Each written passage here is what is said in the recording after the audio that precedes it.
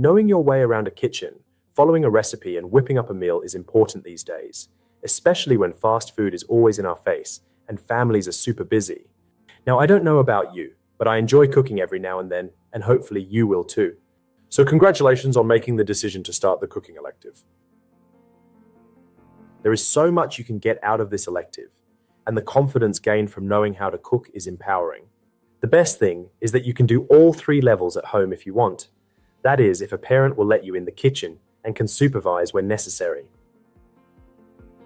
To get started, ask your staff to add the cooking program accomplishment to your profile. Then you need to log into e-learning and enroll in the program. Access the Level 1 online learning and click on the link to view the task requirements. At your own pace, work through the online course, and as each skill is explained, practice the technique in the kitchen.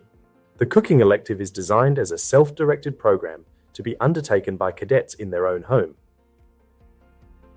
Your course completion checklist records your evidence. It is proof that you completed the training, cooked a dish, and someone has sampled it and provided feedback. This document needs to be completed electronically, so the photos that you take of the stages of cooking can be added.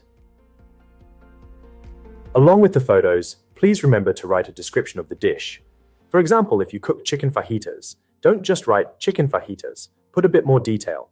Diced chicken thighs covered in fajita seasoning, pan-fried with garlic, onion, mushroom, and capsicum, served on a flour tortilla that has been warmed in the microwave.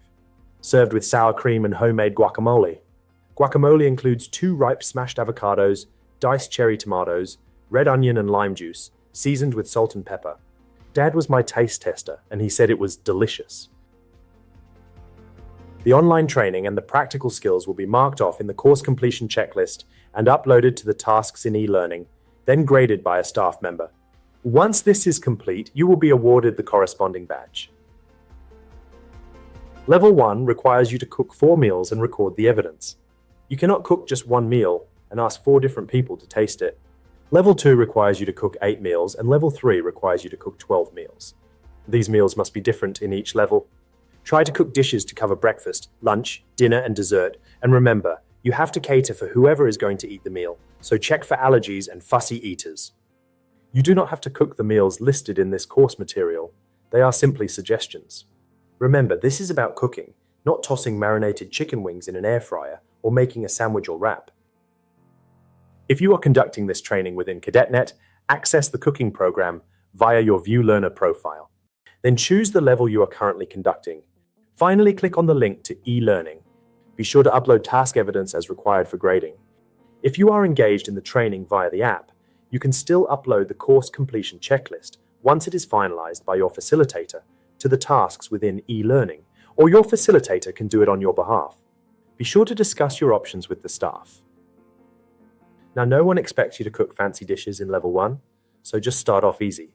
This program offers lifelong learning opportunities, making cooking a valuable skill beyond the kitchen. Knowing how to prepare nutritious food is important to living a healthy, balanced life. So enjoy your time in the kitchen and get cooking.